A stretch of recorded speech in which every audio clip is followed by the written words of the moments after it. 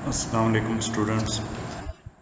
हम जो है अपना लास्ट लेक्चर जहाँ पे हमने डिफरेंशियल एम्पलीफायर से रिलेटेड थोड़ा बहुत जो इंट्रोड्यूस मैंने आपको इंट्रोडक्शन प्रोवाइड किया था, तो उन्हीं आर्गुमेंट्स को अब जो है इस लेक्चर के अंदर हम आगे लेके चलेंगे। तो यहाँ पे आपको जो है थोड़ा सा मैं बता दूं कि जो एडवांटेजेस हैं वो हमारे पास ये था कि जो डिफरेंशियल सर्किट है it is much less sensitive to noise and interference than single handed. ठीक है, एक तो इंटरफेरेंस इसमें कम है, दूसरा ये है कि इसमें आपको कपलिंग कैपेसिटर नहीं यूज़ करने पड़ते।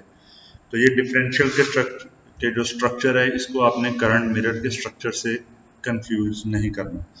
ठीक है, ये सबसे अच्छा तरीका इसमें ये है कि जब ड्रा करने लगे ना तो ये बीजेटीज का Q1 और Q2 ये अंदर वाली साइड पे लिखें और ये दूसरी साइड के ऊपर बेस जो है दोनों ट्रांजिस्टर्स की आउटवर्ड साइड पे रखें, ताकि आपको याद रहे कि ये आपने डिफरेंशियल पेयर बनाया है। और करंट मिरर्स के केस में जो बेस है वो इनवर्ड अंदर वाली साइड के ऊपर आपके पास बना दें। यहाँ पे आपको बताया था कि जो डीसी वोल्टेज आपने यहाँ प्रोवाइड करनी होती है बायसिंग के लिए, क्योंकि डीसी वोल्टेज आपने दोनों इनपुट की साइड्स के ऊपर एक जितनी आपके पास होती है। एसी जो वोल्टेज है, जो स्मॉल सिग्नल जिसको एम्पलीफाई करना है, वो डिफरेंशियल यहाँ पे आएगी। ये टर्मिनल माइनस इस टर्मिनल के ऊपर वी आई डी डिफरेंशियल होगी, जबकि जो डीसी वोल्टेज है वो कॉमन मोड होगी दोनों साइड्स के ऊपर। ठीक है, तो उन दोनों के साथ हमने यहाँ पे चेक किया था कि हमारे पास डीसी अगर वोल्टेज एक जितनी आ रही है तो उस केस में आउटपुट हमारे पास जीरो होगी। आउटपुट इन दो टर्मिनल्स के दरमियान में हम डिफरेंशियल लेते हैं। ठीक है, तो इसके बाद हमारे पास क्या आता है, हमने देखा था एक एग्जांपल के साथ कि अगर जो है किसी एक टर्मिनल के ऊपर जो कॉमन मोड वोल्टेज है या जो डीसी वोल्टेज है, अगर वो एक्सीड कर जाए एक सर्टेन लेवल को, ठीक है, अगर बहुत ज़्यादा हम ये वोल्टेज अप्लाई कर देते हैं तो हमारे पास ये ट्रांजिस्टर्स पीएनपी के केस में जो है ज़्यादा अप्लाई करने पे कट ऑफ में जा सकता है। और अगर ये वोल्टेज हम बहुत लो प्रोवाइड कर देंगे, मतलब कि लेट से +5 और -5 के दरमियान में बायस किया, आप यहाँ पे 5 वोल्ट अप्लाई कर देते हैं। अगर यहाँ पे 5 वोल्ट अप्लाई करेंगे तो इसके अक्रॉस यहाँ पे भी 5 है, इधर भी 5 है, कोई जनरेशन सोर्स नहीं लगा आपके पास। तो अगर दोनों साइड्स के ऊपर इधर भी लेट से 5 होता है और यहाँ पे भी आप +5 वोल्ट प्रोवाइड कर देते हैं, ये एक्सट्रीम केस में बता रहा हूँ। उस केस में जो आपके पास बीजेडी है इसके क्रॉस 0.7 वोल्ट्स आप नहीं प्रोवाइड कर सकते, क्योंकि ये रजिस्टर के क्रॉस भी ड्रॉप आना है। तो उस केस में पॉसिबल है अगर ये कॉमन मोड वोल्टेज बहुत हाई हो कि ये कट ऑफ में चला जाए।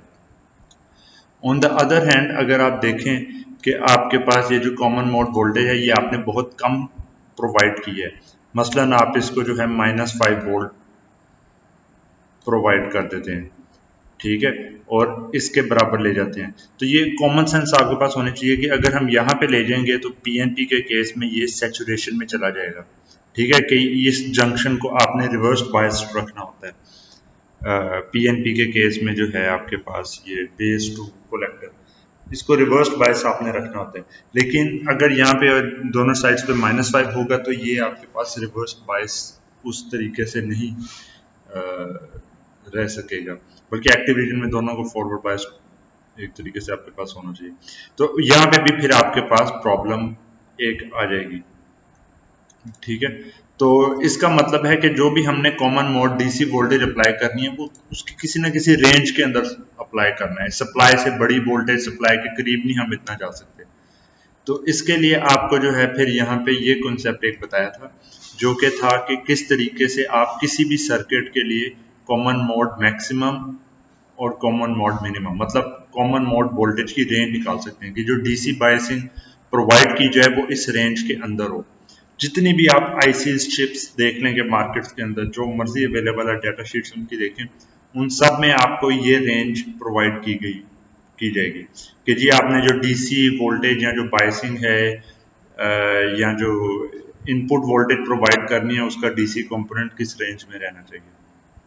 ठीक है, तो ये एक सिर्फ और सिर्फ डिफरेंशियल एम्पलीफायर नहीं, तमाम केसेस में आपके पास इस तरह की कोई ना कोई रेंज होती है। अब इसको वैल्यूएट क्या करेंगे, अब एनपीएन के केस में अगर हम देखते हैं, ठीक है, तो हमें पता है कि अगर हम इस वोल्टेज को बहुत कम लेके जाएंगे, मतलब आप इस वोल्टेज को नीचे मूव करते करते जो है इस माइनस वी डबल ई के करीब अगर लेके जाने की कोशिश करें तो आपके पास चीजें काम नहीं करेंगी। उसमें क्या चीज हमारे पास है जो रिस्ट्रिक्ट करती है हमारे यूज को? पहली चीज हमें रिस्ट्रिक्ट करती है कि इसके क्रॉस जो है बीबीई हमारे पास आना चाहिए। ठीक है, ये हमने एक मिनिमम अलाउ करना है कि वीसीएम की वैल्यू इतनी कम ना हो कि ये वीबीई आप ना अप्लाई कर सकें। दूसरी क्या हमारे पास चीज है कि ये जो करंट सोर्स है इसको भी आपने, हो सकता है मिनिमम कोई ना कोई वोल्टेज आपके पास इसके लिए चाहिए होती है, तो वो वाली वोल्टेज भी आपने सप्लाई करनी है। तो जो एक्चुअल कॉमन मोड वोल्टेज आपने अप्लाई करनी है वो होगी minus V double E plus V C S common source voltage plus VBE. तो वीसीएम मिनिमम इतनी हो सकती है, उससे ज्यादा आप अप्लाई करें तो इट्स फाइन, लेकिन इससे कम अप्लाई करेंगे इस वैल्यू से तो आपके पास जो है ये बायसिंग सही नहीं काम कर सकेगी। अच्छा, अब दूसरी तरफ इसी तरह हमारे पास आ जाता है कि ये मैक्सिमम हम कितने प्रोवाइड कर सकते हैं। तो मैक्सिमम के लिए ऑफ कोर्स जो पॉजिटिव सप्लाई है उसके करीब हम नहीं जा सकते, तो हमने देखना है कि उस सप्लाई से कितना दूर जा सकते हैं। ठीक है, तो अब यहाँ पे हमारे पास क्या आएगा कि जी अगर हमने जो है इसको ऑपरेट करवाना है तो उसमें पहली कंडीशन क्या आती है कि हमारे पास ये दोबारा वीबीई जो है ये ना कहीं एलिमिनेट हो जाए। ठीक है, तो ये हमारे पास जो है 0.7 वोल्ट जो है वो आना चाहिए। दूसरी चीज है कि हमने इंश्योर करना है कि ये ट्रांजिस्टर हमारे पास सैचुरेशन में ना चला जाए। ठीक है, तो ये VCM से हमने माइनस किया 0.7, ऐड कर दिया उसके अंदर जो है ये 0.3 वोल्ट जो सैचुरेशन का आ जाता है। ठीक है, और उसमें क्या किया हमने, बल्कि दूसरे तरीके से देखते हैं वो जरा ज्यादा आसान रहेगा। इसके क्रॉस कितना ड्रॉप आता है, ये हमारे पास आ जाएगा alpha I by two, let say मैं वी आर लिख देता हूँ। ठीक है, इसकी वैल्यू यहाँ पे लिखी हुई है, ये ड्रॉप आएगा। इसके अक्रॉस हमारे पास जो है ड्रॉप कितना आएगा, 0.3 का एक्सेप्टेबल है, और ये जो है 0.7 का एक्सेप्टेबल है। तो VCC से तो हमने दूर रहना है, माइनस VR जो कि हमने यहाँ पे लिखा हुआ है माइनस 0.3 प्लस 0.7। ये मैं इस रास्ते से इसलिए आ रहा हूँ ताकि ना आपको ज्यादा नंबर याद ना रखने पड़े। ठीक है, वरना आमतौर पे क्या होता है कि जी सैचुरेशन में नहीं जाना तो उसके लिए सीधा कह देते हैं कि जी ये 0.4 वोल्ट से ज्यादा हो। ठीक है, तो ये सीधे सा एक ना तरीका है जो कि यहाँ पे इन्होंने इसी तरह से किया। इन्होंने क्या VCC minus VR minus 0.4 volt minus VR plus 0.4 volt, अगर इससे ज्यादा आप रहेंगे तो यू आर फाइन। ये सॉरी इस साइड पे प्लस होता है और इस साइड पे आपके पास जो है नेगेटिव साइन है, इसलिए यहाँ पे प्लस आया हुआ। तो ये आप चीजें अगर यहाँ पे इंश्योर करेंगे तो आप कभी भी जो है सैचुरेशन में नहीं जाएंगे।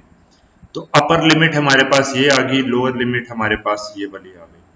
ठीक है, और इसके साथ हमने जो है जो आज के लेक्चर के एक्चुअल कंटेंट है वो हमारे पास ये एक सर्किट गिवन है, और इस सर्किट के अंदर हमें कुछ चीजें गिवन है और हमसे पूछा गया है कि जी कॉमन मोड वोल्टेज की रेंज क्या होगी। जो चीजें हमें गिवन है उनमें से पहली चीज ये है कि ये जो RC की वैल्यू है ये हमारे पास है 5K। ठीक है, तो ये 5K हमारे पास आ गया।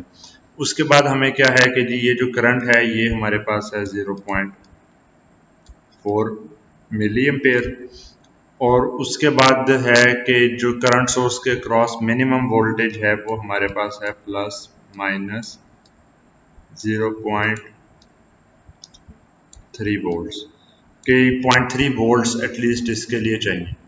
और फर्दर हमें क्या गिवन है चीज, सप्लाई की वोल्टेज ये है हमारे पास माइनस 2.5 वोल्ट्स। ठीक है, और ये ऊपर वाली है ये हमारे पास है 2.5 वोल्ट्स प्लस में। तो ये सारा कुछ हमें गिवन है इस सर्किट के अंदर। हमसे पूछा गया कॉमन मोड वोल्टेज हम क्या प्रोवाइड कर सकते हैं, तो हमें एडिशनल कुछ चीज़ें पहले ही पता हैं। फॉर एग्जांपल के जी इसके क्रॉस हमने इंश्योर करना है 0.7 वोल्ट्स, और हमें पता है कि यहाँ से यहाँ तक हमने इंश्योर करना है 0.3 वोल्ट्स, क्योंकि 0.3 वोल्ट से कम पे आप जाएं तो सैचुरेशन आ जाता है 0.2 वोल्ट्स का। तो हम थोड़ा सा जो है मार्जिन रख के इस तरफ आना चाह रहे हैं। तो अब पहली चीज़ आती है कि जी जब यहाँ से आप कंसिडर करते हैं ये आपके पास प्लस माइनस 0.4 वोल्ट बनता है, ठीक है। ये जो डिफरेंस है ये आपके पास आ गया। इधर से पहले इतना 0.7 वोल्ट्स कम किया और फिर 0.3 वोल्ट्स ऐड किया, तो ओवरऑल इस पॉइंट पे 0.4 वोल्ट्स आ गए आपके पास। ये चीज़ अगर समझ नहीं आई मेरे से क्वेश्चन आंसर में आप पूछ लें तो मैं और डिटेल में आपको एक्सप्लेन कर दूँगा। अच्छा, तो यहाँ पे जी हमारे पास क्या चीज़ आ जाती है कि मैक्सिमम कितना है, हम इसके कितना करीब आ सकते हैं। अब हमें पता है कि जी 0.4 मिली एम्पेयर करंट फ्लो कर रहा है, लेकिन करंट दो में डिवाइड हो रहा है। तो एक ब्रांच के अंदर जो है 0.2 मिली एम्पेयर करंट है, तो VCM मैक्स जो आएगा वो हमारे पास इधर से हम स्टार्ट करेंगे, वो हो जाएगा 2.5 वोल्ट माइनस 5 किलो ओम है और 0.2 मिली एम्पेयर इक्वली डिवाइड हुआ है दोनों ब्रांचेस के अंदर 0.4, तो 0.2 मिली एम्पेयर आ रहा है। एक ब्रांच में देखेंगे 0.2 है टाइम्स 5, ये कितना बन जाता है 0.2 टाइम्स जो है ये 5 आपके पास हो जाएगा 1 वोल्ट। ये आपने सब्ट्रैक्ट किया। उसके बाद फर्दर क्या है कि जी ये चीज़ आ गई। अब यहाँ पे क्या है कि आपने ये हमारे पास पॉजिटिव के अंदर आएगा, ठीक है। पॉजिटिव में हमारे पास ये चीज़ क्यों आएगी, क्योंकि यहाँ से जो है हम आ रहे हैं। दूसरा तरीका ये भी आप फॉलो कर सकते हैं, लेकिन सर्किट पे आप इस तरह बना लें तो आपको डायरेक्ट पता चल जाएगा कि जी ये 0.4 अगली डायरेक्शन में। तो प्लस हमने कर दिया 0.4 वोल्ट, ठीक है। तो ये हमारे पास किसके बराबर आया, तो ये हमारे पास बराबर आया जी 1.5 वोल्ट हो गया, ठीक है, प्लस 0.4 वोल्ट तो 1.9 वोल्ट। ये हमारे पास आ गया VCM मैक्स का, जो कि है कि इसको मैक्सिमम किस रेंज में रखना है हमने। जो मिनिमम हमारे पास रेंज है, ठीक है, तो ये मिनिमम रेंज के लिए हम यहाँ से नीचे मूव करेंगे तो हमारे पास क्या चीज़ आएगी कि जी इधर से अपवर्ड मूव करके हम देखते हैं कि कैसे आता है। VCM minimum is equal to minus 2.5 volt plus 0.3, क्योंकि करंट सोर्स ना ताकि ख़राब हो, प्लस 0.3 वोल्ट, और उसमें फिर ये 0.7 वोल्ट इसका ऐड कर दिया आपने 7 वोल्ट। तो ये हमारे पास किसके बराबर आता है, ये हमारे पास बराबर आता है -2.5 प्लस 1 वोल्ट, तो -1.5 वोल्ट, ठीक है। तो ये हमारे पास ये सिमेट्रिक वैल्यू नहीं आई कि जितना हम पॉजिटिव में सप्लाई के करीब जा सकते हैं उतना हम नीचे से नहीं जा सकते, ठीक है। तो नेट आपके पास जो है ये एक इस तरह की रेंज आ गई,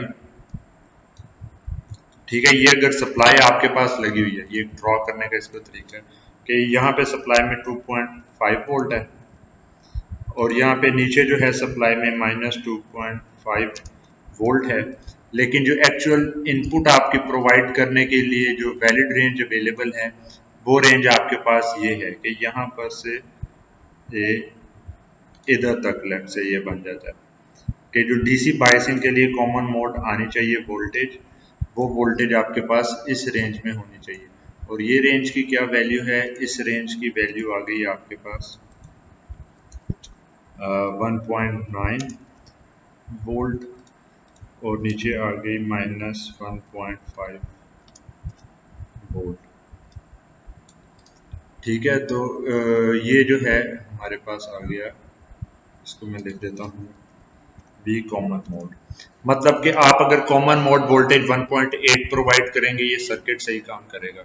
आप इसको जो है 1.5 प्रोवाइड कर लेते हैं, 0 वोल्ट प्रोवाइड कर देते हैं तो भी ये ठीक काम करेगा, -1 वोल्ट प्रोवाइड कर देते तो भी। लेकिन अगर माइनस इसको 1.8 वोल्ट देंगे तो ये कट ऑफ में चला जाएगा। या अगर इधर कॉमन मोड जो वोल्टेज है वो आप 2.2 वोल्ट्स या कोई ऐसी वैल्यू इससे हाइयर देंगे, ठीक है, तो तब भी आपके पास इस रेंज के अंदर सैचुरेशन आ जाएगा और इस रेंज के अंदर जो ये बीच में गैप्स हैं यहाँ पे आपके पास कट ऑफ आ जाएगा। ठीक है, तो ये मैंने काफ़ी, जो अगर आपको वैसे नहीं समझ आई होगी तो इस एग्जांपल से आई होप कि ज़्यादा क्लियर हो जाएगा कि किस तरीके से ये कॉमन मोड वोल्टेज क्या चीज़ है और कैसे इसके थ्रू हम इसकी ये रेंज कैसे निकालते हैं, जहाँ पे हमें गारंटीड होता है कि आपके पास डिफरेंशियल एम्पलीफायर बिल्कुल ठीक काम करेगा। ये उसी तरह जैसे पहले आप क्यू पॉइंट जब निकालते थे और उसमें आप कहते थे कि जी इधर सैचुरेशन में चले जाना, इधर कट ऑफ में, तो वहां पे तो बहुत ऑब्वियस था, एक ही ट्रांजिस्टर लगा है, तो आप उसमें कहते थे कि जी 0.3 वोल्ट ऊपर है और नीचे जो है 0 वोल्ट तक ही रहेंगे। इधर हम थोड़ा जो है जरा स्पेसिफिक होना पड़ता है। अच्छा जी, इसके बाद अभी हम जरा ये डिफरेंशियल एम्पलीफायर का पहले जरा एक दफा डीसी एनालिसिस कर लेते हैं। ये पहले भी पिछले कुछ पार्ट्स में किया था, लेकिन चलें रिवाइज हो जाएगा आपके लिए। तो डीसी एनालिसिस के लिए कॉमन मोड वोल्टेज दोनों टर्मिनल्स के ऊपर अवेलेबल है। तो कॉमन मोड वोल्टेज आपके पास एक जितनी है, ट्रांजिस्टर्स मैच्ड है, emitter base junction area matched है, कंप्लीटली मैचिंग आपके पास चल रही है। ऊपर रेजिस्टर्स जो है बायसिंग के लिए आरसी के जो दोनों हैं ये भी आपके पास जो है बराबर है और नीचे एक सप्लाई लगी है। तो क्योंकि पूरा का पूरा ये हाफ सर्किट्स बराबर हैं, ठीक है, तो यहां से जो ये करंट फ्लो कर रहा है ये इन दोनों ब्रांचेस में इक्वली डिवाइड होगा, I/2 I/2, प्रोवाइडेड कि ये दोनों ट्रांजिस्टर्स ऑन है और एक्टिव रीजन में है, जिसका मतलब है कि ये कॉमन मोड वोल्टेज आपके पास एक यूजेबल जो है सेफ रेंज के अंदर है। उससे बाहर होगी तो फिर ये सब कुछ इनवैलिड हो जाएगा। तो उस केस में ये बराबर करंट जा रहा है, दोनों ही जगहों से बराबर करंट आपके पास इधर से फ्लो कर रहा है, ठीक है, एक जैसे ट्रांजिस्टर्स हैं। तो यहाँ पे आपके पास दोनों जगहों पे ओहम्स लॉ लगाएंगे। VCC इस नोड पे है voltage minus plus minus alpha I/2 RC। अब यहाँ पे जो करंट तो I/2 था, तो ये अल्फा कहाँ से आ गया? अल्फा इसलिए आया कि ये आपके पास था एमिटर करंट, ठीक है, एमिटर करंट है। तो जब आपने कलेक्टर करंट निकालना है तो एमिटर करंट को अल्फा से मल्टीप्लाई करेंगे। IC is equal to alpha IE, ठीक है, तो ये करंट आ गया। अब दोनों क्योंकि एक जैसे सर्किट थे तो एक जैसी वोल्टेज यहाँ पे आपके पास आ गई, पर जो एक्चुअल आपने आउटपुट लेनी है, डिफरेंशियल, जिसको हम भी आउटपुट कहते होते हैं, ठीक है, कॉमन मोड के केस में है तो कॉमन मोड लिख देंगे जो भी। तो इस केस में जो आउटपुट आपके पास आएगी वो होगी ये माइनस ये, दोनों बराबर हैं तो ये आपके पास 0 वोल्ट आ गई। तो ये उसी तरीके से जैसे कपलिंग कैपेसिटर हम लगाते थे और जब वो ओपन हो जाता था तो आपके पास डीसी के केस में आउटपुट साइड पे कैपेसिटर के बाहर बाद में जो वोल्टेज है वो 0 होती थी, ठीक है, जिसका मतलब है कि ये अगर आपके पास सिंपल केस में बना होता था, ठीक है, इधर रजिस्टर लगा हुआ है और यहाँ पे हमने कपलिंग कैपेसिटर लगाया होता था और उसके आगे आपके पास लेट से लोड है, तो इधर तो डीसी बायसिंग की वैल्यू आ जाती थी। इस पॉइंट पे जब आप देखते थे तो ये आपके पास 0 वोल्ट रहता था, ठीक है, जो आपकी आउटपुट एक्चुअल है ना वो इस टर्मिनल पे आपने देखनी होती थी लोड के साथ। तो जब ये कैपेसिटर ओपन सर्किट हो जाता था, इधर कोई करंट सोर्स नहीं है तो 0 वोल्ट। तो इसी तरीके से यहाँ पे आपके पास बगैर कपलिंग कैपेसिटर की आउटपुट 0 रहेगी डीसी के केस में। अच्छा जी, ये चीज हमने कर ली। आगे फर्दर मूव करते हैं। तो हम सीधा पहुंच जाते हैं इस केस में स्मॉल सिग्नल एनालिसिस। उसके लिए पहले ये चीज इंपॉर्टेंट है कि हम इसका स्मॉल सिग्नल मॉडल बनाएं। तो अगर आपने फिर जो है डिफरेंशियल, एक परफेक्टली डिफरेंशियल किस्म का सिग्नल अप्लाई करना है, स्मॉल सिग्नल, तो पहला काम क्या हम करेंगे कि जी करंट सोर्स है तो इसको ओपन कर दिया, ठीक है, और जो यहाँ पे आपके पास है वोल्टेज सोर्सेज हैं तो इनको हमने ग्राउंड कर देना है, ठीक है, सप्रेस करने के बाद ग्राउंड हो गए। तो ये हमारे पास एक सर्किट बनेगा जिसमें नीचे से ओपन सर्किट है और ऊपर दोनों जगहों पे ग्राउंड लगा हुआ है। और यही चीज यहाँ पे हमने बनाई है।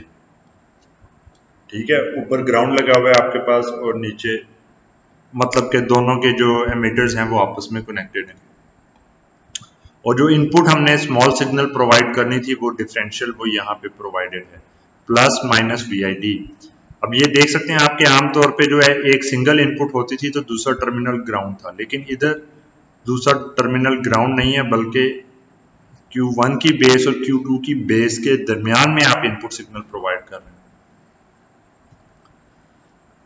अच्छा जी, ये हमने प्रोवाइड कर दिया इधर।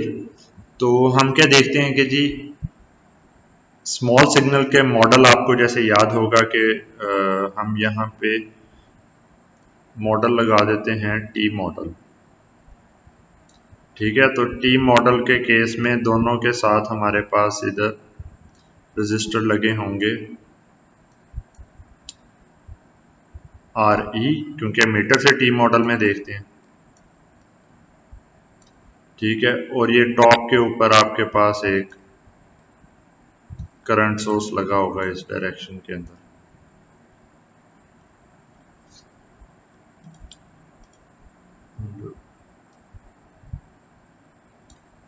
ठीक है, तो यहाँ पर से ऊपर ना आपके पास एक करंट सोर्स है, वो अभी मेरे से इस तरह से बनाया नहीं जा रहा, बल्कि यूं कर लेते हैं। ठीक है जी, करंट सोर्स है, इधर भी करंट सोर्स आपके पास है। फाइन, मॉडल आपको याद होना चाहिए। तो दो RE आपके पास जो है ना रेजिस्टर्स यहाँ पे लगे हुए हैं, RE।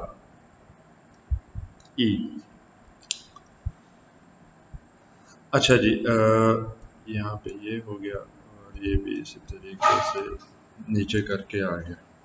ठीक है, अब आगे हमारे पास मामला होगा कि जब हमने ये स्मॉल सिग्नल मॉडल बनाना है, DC एनालिसिस पहले किया था, तो उससे हम पहले चीज निकाल लेंगे एक GM हमारे पास क्या होता है, collector current over VT। Collector current अब है अल्फा I ओवर 2, तो अल्फा I ओवर 2 VT ये आपके पास जो है GM आ जाएगा। RE निकालना है, वो होता है VT ओवर IE, या दूसरे अल्फाज में अल्फा ओवर GM।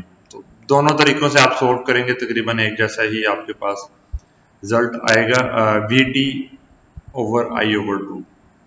ठीक है, तो ये अल्फा ओवर ये GM जो है वो इसी चीज के बराबर होगा। GM का इन्वर्स लें, वो होता है VT ओवर IC। ठीक है, और हमारे पास क्या आता है कि अल्फा से मल्टीप्लाई हो रहा है, तो IC ओवर अल्फा जो है वो मीटर करंट के बराबर होता है I2। ठीक है, तो ये वाला सेकंड आपके पास रिलेशन आ गया। अच्छा, उसके बाद जब हम ये इसको सॉल्व करना शुरू करते हैं, ये ठीक है, ये मैं अब रिमूव कर लेता हूँ, हमें पता है इधर क्या लगा हुआ है। T मॉडल हमारे जहन में होना चाहिए कि यहाँ पे हम यूज कर रहे हैं। तो अब जब हमने करंट इधर निकालना है कि जी कितना करंट जो है यहाँ पर से फ्लो कर रहे हैं, या मीटर करंट क्या है, तो हम नोट करते हैं कि इस पॉइंट और इस पॉइंट के दरमियान में वोल्टेज तो हमें पता है, वोल्टेज कितनी है, VID। और इस पॉइंट और इस पॉइंट के दरमियान में हमारे पास रेजिस्टेंस क्या है। अगर एमिटर करंट निकालना है तो हम एमिटर की पर्सपेक्टिव से रेजिस्टेंस देखेंगे। ठीक है, जिसका मतलब है कि इस पॉइंट से इस पॉइंट के दरमियान में, और यहां पे हमें दोनों केसेस में पता था कि हमारे पास RE और RE लगा हुआ है, दो RE लगे हैं।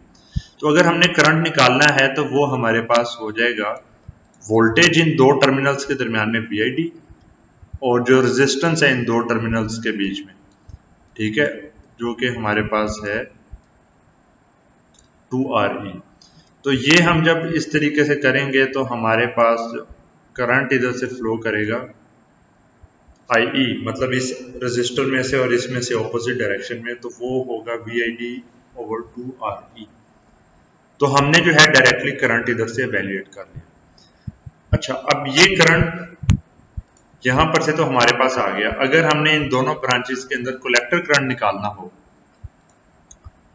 ये करंट तो VID ओवर 2RE है, तो हमें पता चलता है कि जी यहां से क्योंकि डाउनवर्ड डायरेक्शन में ये एमिटर करंट फ्लो कर रहा है, तो यहां पर से भी जो है तकरीबन वही करंट इसी डायरेक्शन में आएगा, पर क्योंकि ये एमिटर करंट है, ये कलेक्टर करंट है, तो हम इसको अल्फा से मल्टीप्लाई कर देंगे। ये करंट की वैल्यू हमने और डायरेक्शन यहाँ पे लिख ली। नीचे जो है ये एमिटर करंट है हमारे पास। अच्छा, लेकिन Q2 के केस में ये करंट नीचे जाने की बजाय इधर से अगर हम देखते हैं तो क्योंकि ये नेगेटिव टर्मिनल है सप्लाई का, तो ये करंट इधर से अपवर्ड जा रहा था, तो एमिटर करंट इधर से इस डायरेक्शन में जा रहा है। ठीक है, तो अगर इस डायरेक्शन में जा रहा है तो इसका मतलब है ये इधर से भी हमारे पास इसी डायरेक्शन में जाएगा। ठीक है, कि करंट ऑफ कोर्स केसीएल आपके पास वैलिड होना चाहिए कि जी इधर से जितना आया उतना ही एक तरह का अगली तरफ से करंट। वैल्यू दोनों करंट्स की एमिटर की बराबर थी, तो कलेक्टर करंट के केस में भी दोनों की वैल्यू बराबर होगी, लेकिन डायरेक्शन हमारे पास इधर अपवर्ड हो गई। ठीक है, ये डिफरेंस हुआ है, बाकी हमारे पास इतना सच कुछ नहीं चेंज हुआ। तो अब ये अपवर्ड डायरेक्शन है और ये करंट हमारे पास एक फ्लो कर रहा है, और ये किस में से फ्लो कर रहा है, ये इस पॉइंट और ग्राउंड के बीच में, इस पॉइंट से ग्राउंड की तरफ जा रहा है आरसी रेजिस्टर में से। तो आरसी रेजिस्टर के केस में हम अगर ओहम्स लॉ लगाते हैं तो वो ओहम्स लॉ हमें क्या कहता है कि जी टेल पे क्या वोल्टेज है, लेट्स से मैं इसको VO1 कह देता हूं। ठीक है, जो टेल के ऊपर वोल्टेज है इसमें से सब्ट्रैक्ट कर दिया 0 वोल्ट जो कि हेड के ऊपर वोल्टेज है, इज इक्वल टू, जीरो ही खाली लिख लेते हैं, is equal to alpha VID, alpha VID times हमारे पास आ जाएगा RC जो रेजिस्टर है, डिवाइडेड बाय 2RE। ठीक है, तो हमारे पास जो नेट इधर आता है रिजल्ट वो ये आता है कि जो V आउटपुट 1 है वो हमारे पास पॉजिटिव आ जाता है अल्फा VID ऊपर। लेकिन जो सेकंड केस है इधर हमारे पास करंट की ये डायरेक्शन है, यहां पे हम जब ओहम्स लॉ लगाते हैं तो वो हमारे पास क्या आएगा, टेल के ऊपर 0 माइनस VO2, इस पॉइंट को मैं लेबल कर लेता हूं, इज इक्वल टू यही करंट आपके पास फ्लो कर रहा है। ठीक है, तो ये हमारे पास वही आ जाएगा A VID RC divided by 2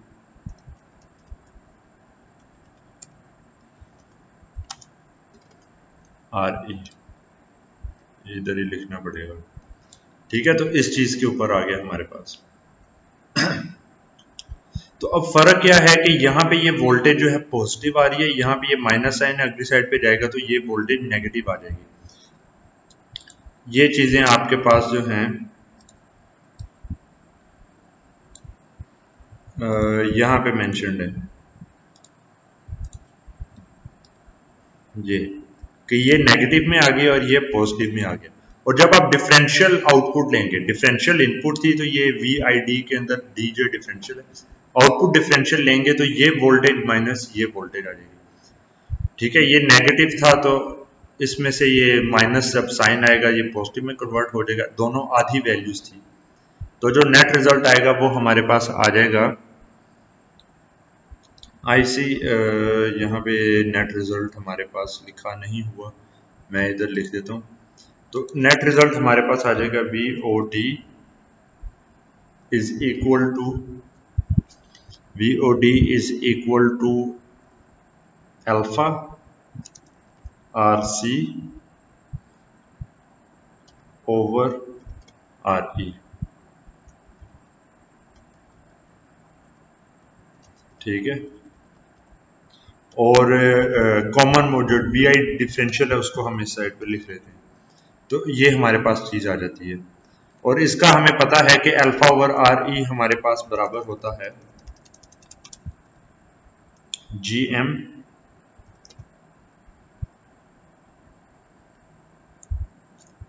over RE। ठीक है, तो आप सॉरी GM ओवर RE नहीं है, ये आपके पास है GM RC,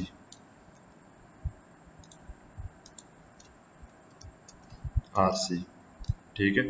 तो ये आपके पास जो है एंड के ऊपर रिजल्ट आता है, मतलब कि इस पूरे के पूरे डिफरेंशियल एम्पलीफायर में आपने डिफरेंशियल इनपुट दी और आउटपुट आपके पास GM-RC आई, और ये वही वैल्यू है जो कि आपके पास एक अदद कॉमन एमिटर के केस में आपके पास गेन आता था GM-RC, ठीक है। तो आपने इतना बड़ा एक कॉम्प्लिकेटेड सिस्टम लगाया, दो ट्रांजिस्टर्स यूज किए और एंड के ऊपर गेन आपके पास जो है वो GM-RC वही आया जो कि एक कॉमन एमिटर के केस में आता था। तो फायदा बस ये है कि यहाँ पे आपने डिफरेंशियल इनपुट है, इधर कपलिंग कैपेसिटर नहीं आपको लगाने पड़े और कुछ नॉइज की सेंसिटिविटी आपके पास कम है। इसको थोड़ा और आगे हम जो है दोबारा एलैबोरेट करेंगे, ठीक है। तो अभी ये हमने इसका एनालिसिस एक कर दिया। अच्छा, इसी में अगर हम इनपुट देखते हैं कि हमारे पास रेजिस्टेंस क्या होगी, तो जैसे अभी कुछ देर पहले मैंने आपको बताया था कि दोनों पॉइंट्स के ऊपर इस पॉइंट से नीचे को आप देखेंगे तो आपको जो है 2RE रेजिस्टेंस नजर आएगी। RE इधर है, RE इधर है, और दोनों आपस में जो है इस पॉइंट पे कनेक्टेड एमीटर्स, तो 2RE रेजिस्टेंस नजर आती है। और जब उसी रेजिस्टेंस को देखने के लिए आप जो है बेस से देखेंगे, ठीक है, तो जब बेस से देखेंगे तो वो रेजिस्टेंस जो है दोनों साइड्स पे β+1 से मल्टीप्लाई हो जाएगी, ठीक है। तो β+1 RE आपको यहां से नजर आ रहा है, β+1 RE आपको यहां से नजर आ रहा है, जो टोटल आप जब देखेंगे तो वो β+1 2RE आपके पास आएगा, जिसमें से ये β+1 RE आपके पास R पाई के बराबर है। मतलब कि R पाई इधर से नजर आ रहा था, R पाई इधर से नजर आ रहा था, और दोनों क्योंकि इधर सीरीज में लगे हैं, ये कॉमन टर्मिनल है, तो आपके पास 2R पाई आपके पास यहाँ पे होगा। तो इनपुट रेजिस्टेंस हमारे पास जो है कॉमन एमिटर जो सिंपल था उसके मुकाबले में डबल हो गई, ठीक है। थोड़ा सा कोई एडवांटेज हमें नजर आया इसके अंदर, वरना गेन तो इसका उतना ही था। आउटपुट रेजिस्टेंस हम देखते हैं, तो आउटपुट रेजिस्टेंस देखने के लिए भी आउटपुट के इन दोनों टर्मिनल्स के दरमियान में देखना होगा, जो कि ये और ये, ठीक है। पहले हम खाली एक टर्मिनल और ग्राउंड के दरमियान में देखते थे, अब ये दो टर्मिनल्स के दरमियान में देख रहे हैं।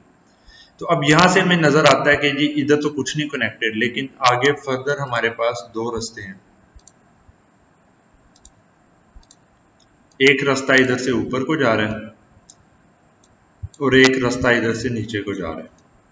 जो नीचे को जा रहे हैं, जब आपने रेजिस्टेंस फाइंड करनी है तो रेजिस्टेंस के केस में आपने ये सप्रेस किया होता है सप्लाई को, तो उस केस में जो है ये इसके क्रॉस जो है ये भी 0 वोल्ट है, ये भी 0 वोल्ट है, तो कोई करंट फ्लो नहीं कर रहा, तो ये वाला हिस्से तो आपके पास नहीं है, यहाँ पे कुछ नहीं।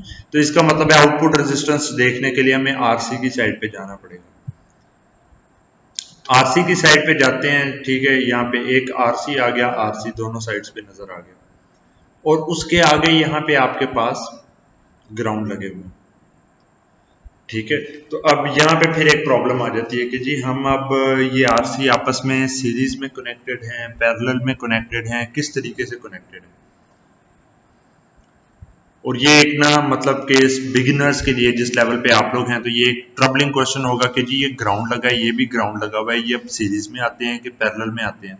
आमतौर पे तो कोई से दो पॉइंट्स ग्राउंड के दरमियान में आपके पास लगे हों, फॉर एग्जांपल लेट से ये दो रेजिस्टर्स हैं, ठीक है,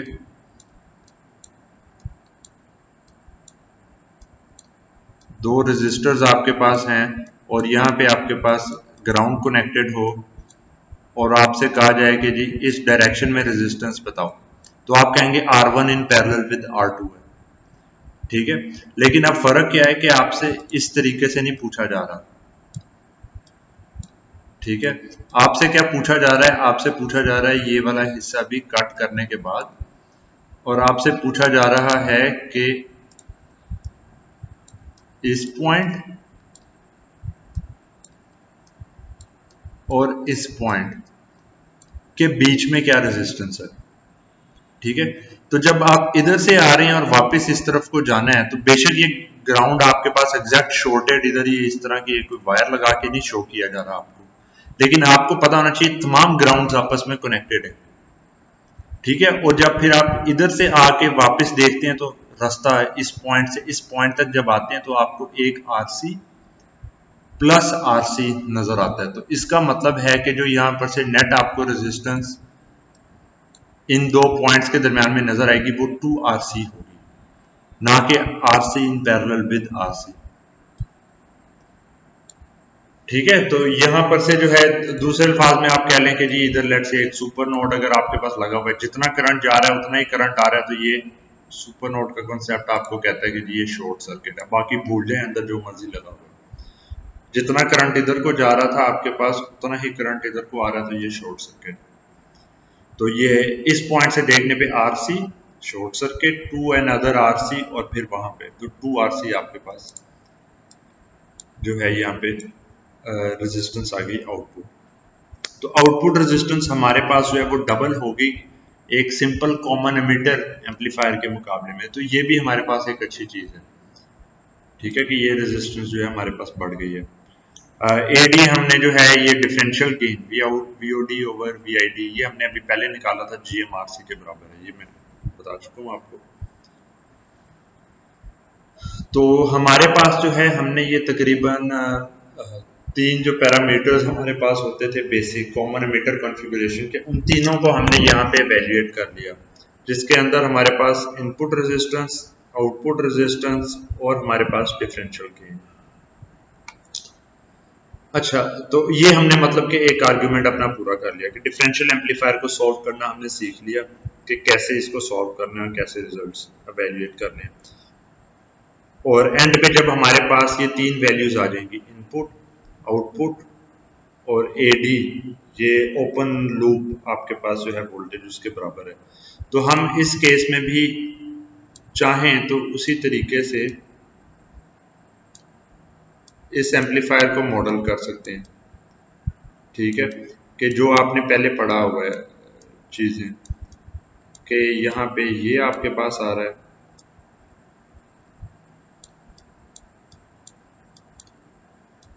ये मैं बना दूं इसको, और आपके पास ये इनपुट की साइड है।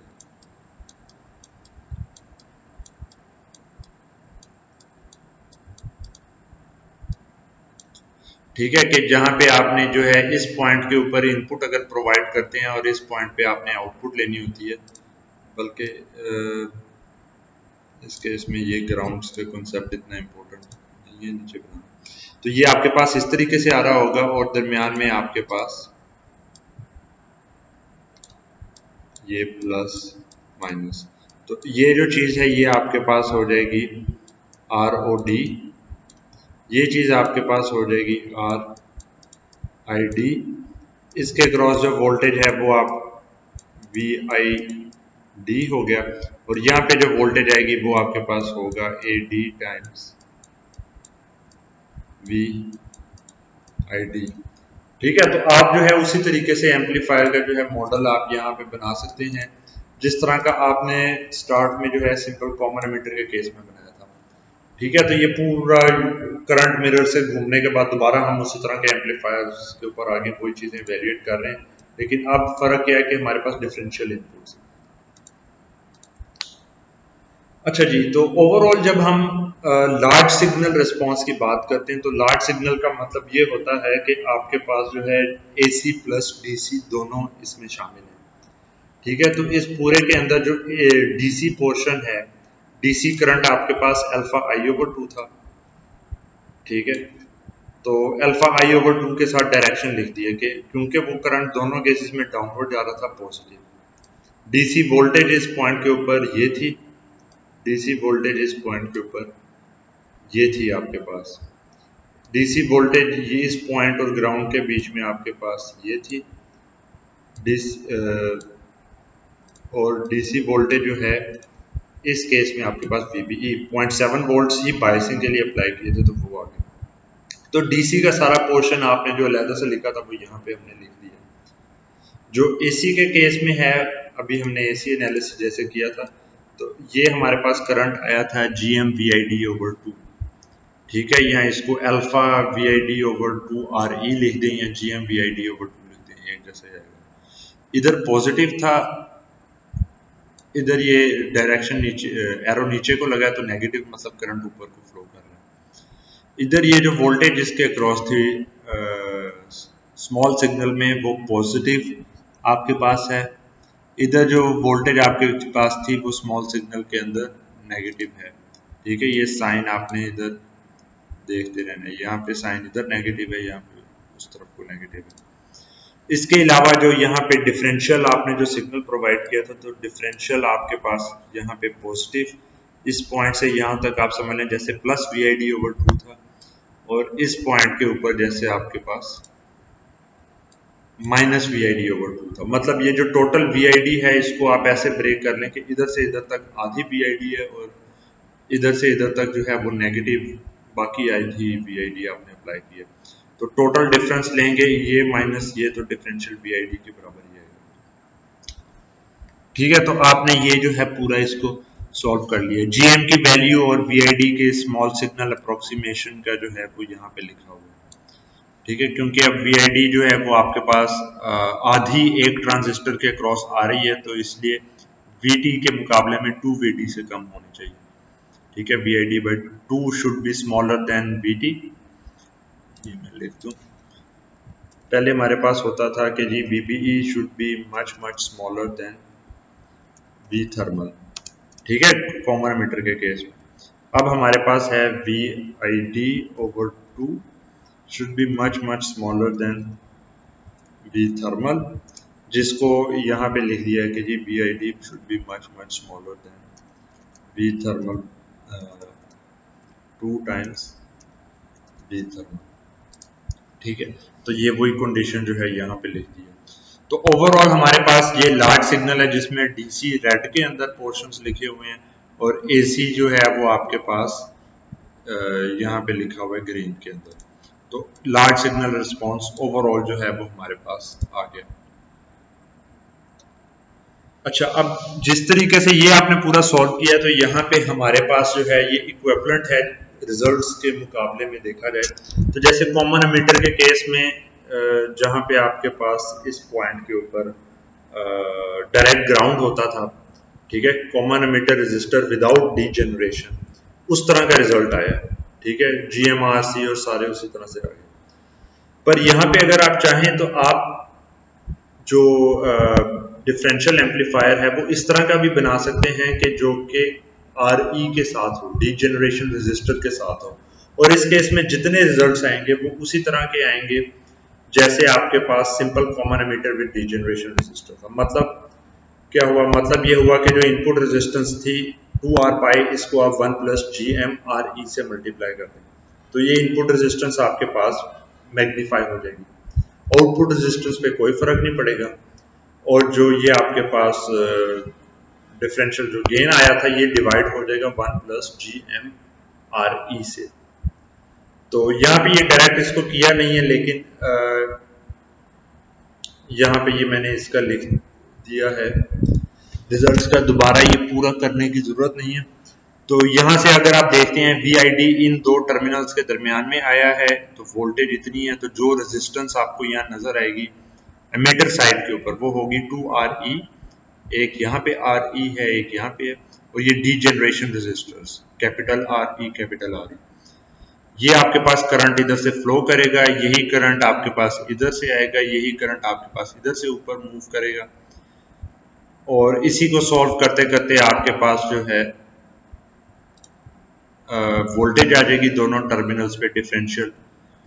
तो जिसको आप पूरा सॉल्व करेंगे तो आपके पास ये इस तरह का रिजल्ट आ जाएगा। ठीक है, कि इसको पूरा सॉल्व करेंगे तो ये रिजल्ट इस तरह का आ गया। इसको मैं ज़रा थोड़ा सा एक्सप्लेन कर देता हूँ। इसमें से आप स्मॉल RE को कॉमन ले लें, स्मॉल RE को कॉमन लेते हैं तो ये हमारे पास हो जाएगा RC/RE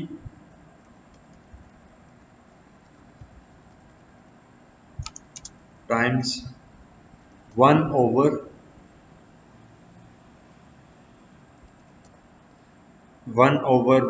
प्लस RE/RE।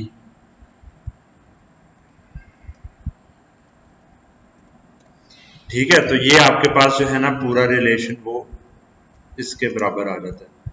इसमें जो है 1/RE अगर आप अप्रोक्सीमेट करें तो ये α/RE के बराबर तकरीबन जो है ना, ये इसमें से RE 1/RE जो है वो आपके पास अप्रोक्सीमेटली GM के बराबर होता है। तो ये रिलेशन बन जाएगा GM/RC डिवाइडेड बाय, मतलब ये मल्टीप्लाई इधर हो रहा था, डिवाइड किया आपने तो ये 1 + 1/RE GM हो गया। तो ये टर्म बन जाएगी 1 + GM/RE। मतलब कि जो नॉर्मल आपने जैसे इधर निकाला था GM/RC आपके पास गेन था विदाउट डीजेनरेशन रेजिस्टर, और इस केस में आपने उसको डिवाइड कर दिया 1 + GM/RE के। ठीक है, तो नेट रिजल्ट्स हमारे पास मतलब उसी तरीके से आते रहेंगे जैसे सिंपल कॉमन एमिटर के केस में आते थे। इसी तरह आप जो है यहाँ पे जब इनपुट रेजिस्टेंस निकालेंगे तो वो ये β+1, इसमें से इसी तरह दोबारा जो है इनपुट रेजिस्टेंस में ये 2RE आपके पास मतलब के ऐड हुए थे। तो इसको मैं लिख सकता हूँ β+1, ठीक है, β+1 है टाइम्स RE है टाइम्स, इसको 2 कर देते हैं, 2RE है टाइम्स 1 + RE/r। ठीक है, तो ये भी उसी केस में 1/RE तकरीबन GM के बराबर होता है, और ये β+1RE आपके पास R पाई के बराबर होता है। तो ये हो जाएगा बीटा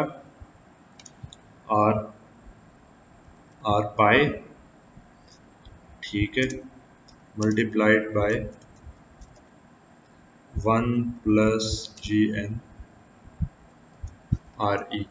तो उसी तरह डी जनरेशन वाला जो कंपोनेंट है वो आपके पास इनपुट रेजिस्टेंस में भी आ गया कि ये उतने ही टर्म से आपके पास इंक्रीज हो गए।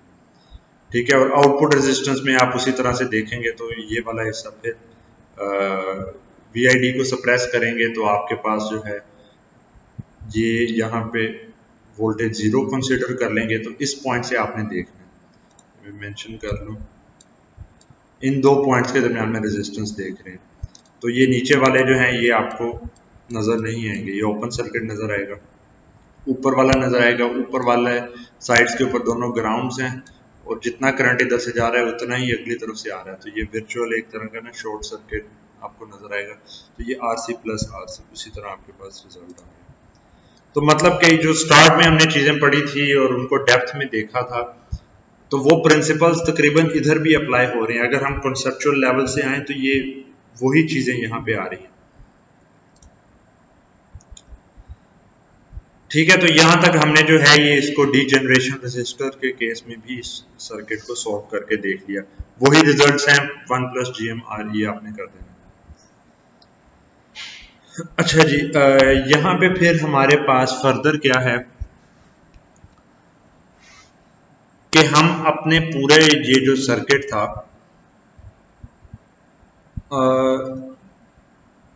इसको हम ऐसे भी कह सकते हैं, ठीक है, कि रिजल्ट्स की बेस पे कि जैसे हमारे पास दो अदर जो है नॉर्मल जो है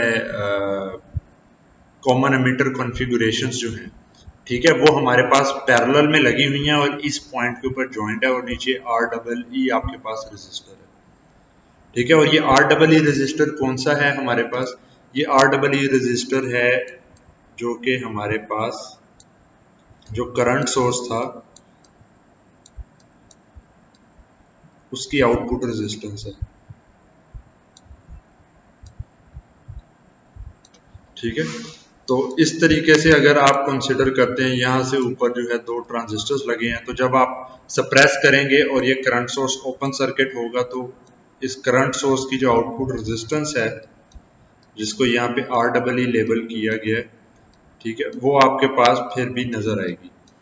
तो हम क्या कह सकते हैं कि जी ये जिस तरह वो REE जो करंट सोर्स की आउटपुट रेजिस्टेंस है वो हमारे पास यहाँ पे लगी है, और इस पॉइंट के ऊपर जो है VID/2 इधर से करंट आ रहा है, कुछ करंट इधर से जा रहा है, और ये REE की वैल्यू अगर बहुत ज़्यादा है तो उस केस में यहाँ से बहुत ही कम आपके पास करंट जा रहा होगा, अप्रोक्सीमेटली इक्वल टू 0। और अगर आपके पास यहाँ पर से जो करंट है वो बहुत ही कम है, तो इसका मतलब है कि जितना करंट इधर से आ रहा है उतना ही करंट इधर को जा रहा है। ये हमें पहले ही पता था कि एक जितनी वोल्टेज अप्लाई की, जितना करंट इधर से आएगा उतना ही करंट अगली साइड पे आना है। अगर ये करंट और ये करंट हमारे पास बराबर होंगे, ठीक है, मतलब कि VBE1 is equal to minus VBE2, एक जितने और ऑपोजिट हैं, तो जितना करंट इधर से आना है उतना ही उधर को जाना है। यहाँ पे करंट तकरीबन जीरो हो जाएगा। अगर यहाँ पे करंट तकरीबन जीरो है, ओहम्स लॉ आप लगाएंगे तो ये इस रेजिस्टर से मल्टीप्लाई होने के बाद तकरीबन 0 वोल्ट रहेगा। ठीक है, इस जो कंसेप्ट है, ये जो पूरी चीज है, इसको कहते हैं the concept of virtual ground. कि जहां पे एक्चुअल आप ग्राउंड के साथ लगाया नहीं है, एक रेजिस्टर आया हुआ है, लेकिन आपने सर्किट ऐसे बनाया है कि उस रेजिस्टर में से करंट तकरीबन जीरो फोर्स्ड होगा, जिसकी वजह से हार्ड वायर्ड ये ग्राउंड नहीं होगा, लेकिन वोल्टेज इधर 0 वोल्ट फिक्स रहेगी। इस वर्चुअल ग्राउंड और ये नॉर्मल ग्राउंड में, एक्चुअल ग्राउंड में क्या फर्क है? एक्चुअल ग्राउंड के अंदर जो है आपके पास जितना मर्जी आपने करंट सिंक करना है आप कर लें। ये ऊपर से भी करंट इसी में फ्लो कर रहा है, ये नीचे से भी करंट इसी में फ्लो कर रहा है, ठीक है। तमाम ये ग्राउंड जो है वो आपस में कनेक्टेड होते हैं। तो इसमें बेसिकली डायरेक्टली केसीएल आपके पास जो है एप्लीकेबल नहीं होता, लेकिन जो वर्चुअल ग्राउंड है वहां पे केसीएल आपके पास एप्लीकेबल है कि जी यहाँ से जितना करंट आ रहा है उधर से उतना जा रहा है, यहाँ से करंट जीरो आ रहा है, तो ये केसीएल लगा के ही हमने वर्चुअल ग्राउंड को ड्राइव किया था। जबकि इस पॉइंट पे ये वर्चुअल ग्राउंड हमारे पास एक्चुअली नहीं लगा। तो हम लेकिन करेंगे क्या कि हम जब वर्चुअल ग्राउंड आ गया तो हम ऐसे कह सकते हैं कि जी इसको हम डिवाइड करते हैं और हम कहते हैं कि जी जहाँ जैसे कि यहाँ पे एक्चुअल ग्राउंड लगा हुआ है, तो ये काम करने के बाद जो डिवाइडेड जो दोनों हाफ सर्किट्स हैं वो यहाँ पे आपके पास बने हुए हैं, ठीक है। ये तो ये हाफ सर्किट्स आपके पास आ रहे हैं, जैसे सिंपल जो है कॉमन एमिटर, दो सर्किट्स की कॉन्फ़िगरेशन लगी हुई है। पहले के केस में, इसके केस में यहाँ पे वोल्टेज माइनस VID/2 है, तो उसकी वजह से आपने गेन निकाल लिया। इधर वोल्टेज प्लस VID/2 है, उसकी वजह से गेन निकाल लिया, और एंड पे इन दोनों को सब्ट्रैक्ट कर दिया, VO2 माइनस VO1, ठीक है। तो ये यहाँ पे जब आप सब्ट्रैक्ट करेंगे तो आपके पास V output differential by 2 minus minus V output differential by 2 VOD result आ जाएगा। तो ये भी आपके पास एक तरीका है कि आप अगर जो है सर्किट आपको थोड़ा कॉम्प्लेक्स लग रहा है, आप उसको जो है डिफरेंशियल पेयर में मैच सर्किट से सेंटर से उसको स्प्लिट करें, प्रोवाइडेड के डिफरेंशियल आप कर रहे हैं, मैचिंग सारी ठीक है और ये वर्चुअल ग्राउंड है, तो ये सर्किट्स बन जाते हैं। आप ये आधा सॉर्ट करें, अगला आपको पता है कि इस रिजल्ट इसके ऑपोजिट आएगा, और वहां से फिर आप टोटल सॉर्ट कर दें। अब ये कॉमन एमिटर तो सिंपल सॉर्ट करना आपको जो है काफी अच्छे तरीके से मतलब आ गया हुआ है, तो डिफरेंशियल पेयर को इसमें डिवाइड करके यहाँ पे इजीली सॉल्व किया जा सकता है।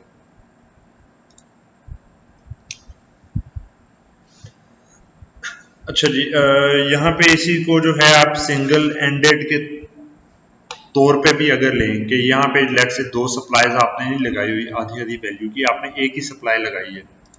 वो क्या लगाई है कि जी इधर ग्राउंड के साथ VID लगा देते हैं और दूसरी जगह पे आप ग्राउंड दे देते हैं, ये स्मॉल सिग्नल है।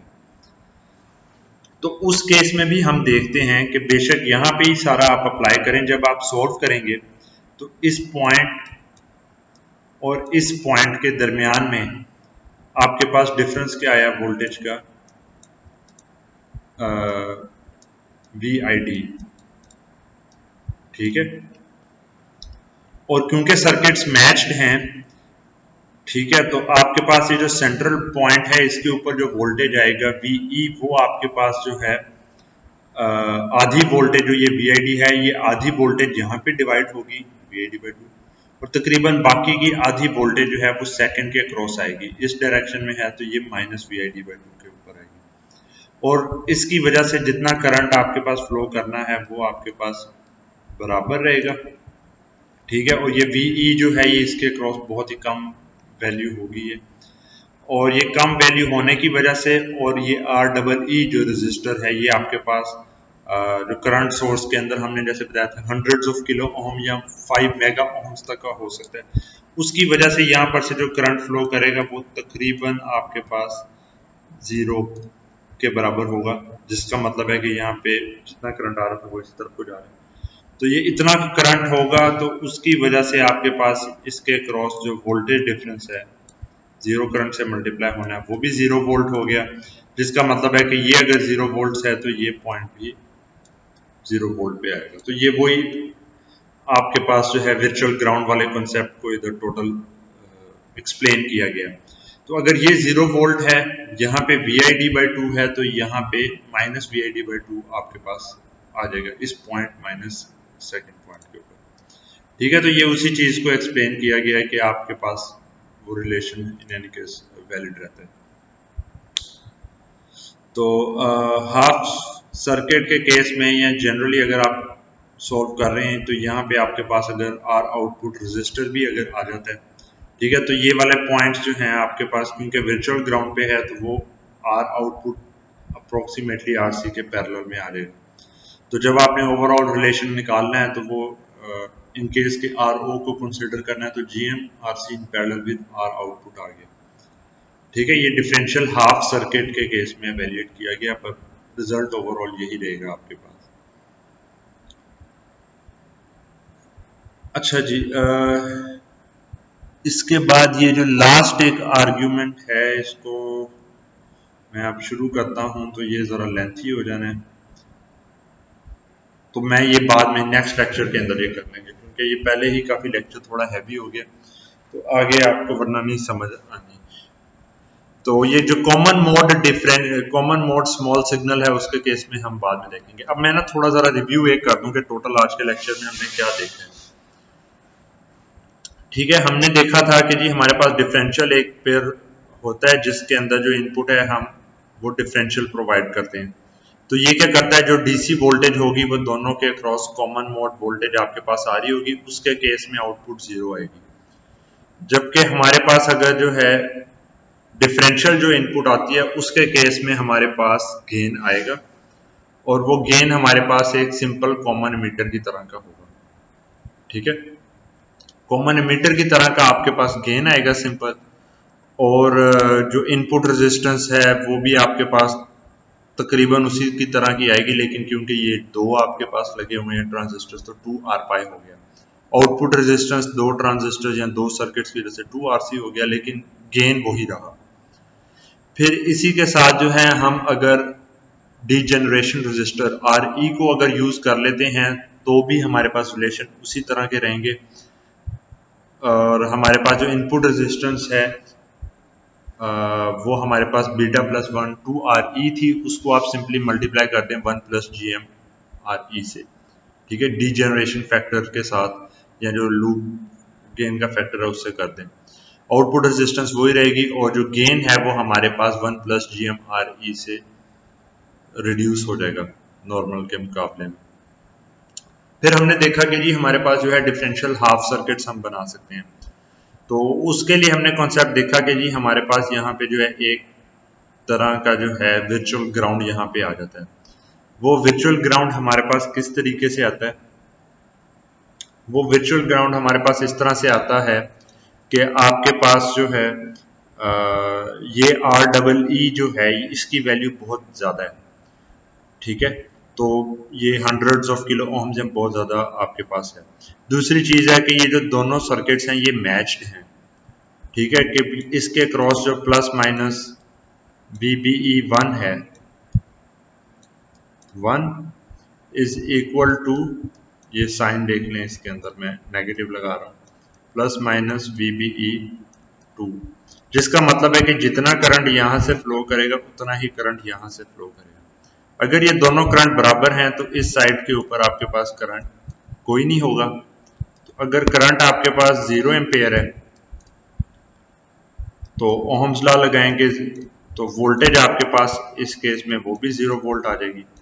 तो अगर 0 वोल्ट है तो इस दोनों के दरमियान में तो ये भी आपके पास 0 वोल्ट आ गया। ये पूरे 3-4 स्टेप करने के बाद आप इस कॉन्सेप्ट पे आते हैं कि जी ये 0 वोल्ट होगा।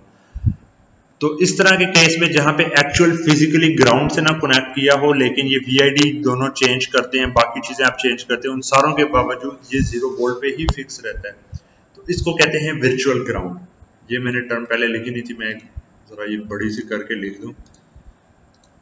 इसको कहते हैं वर्चुअल ग्राउंड, और ये आगे बहुत बार आप दोबारा ये लफ्ज सुनेंगे। ठीक है, वर्चुअल ग्राउंड क्या है कि ये चीज जो 0 वोल्ट के ऊपर फिक्स है, 0 वोल्ट होने के बगैर। ठीक है, ये हमने देख लिया वर्चुअल ग्राउंड का। तो उसके बाद क्या होता है कि जी आप इस यहां से इस पॉइंट से दोनों सर्किट्स को सेपरेट कर सकते हैं। दोनों सर्किट्स को आप यहां से सेपरेट करेंगे, तो सेपरेट करने के बाद आप जो है जब इसको हर हाफ सर्किट को अलग-अलग सॉल्व करके ओवरऑल गेन निकाल सकते हैं। ठीक है, और अगर आपने जो है इसके अंदर आर आउटपुट को कंसिडर करना है, हाफ सर्किट्स के केस में ये करना आसान है, तो वो आप कंसिडर कर सकते हैं GM RC in parallel with R output, तो रिजल्ट तकरीबन ठीक रहेंगे।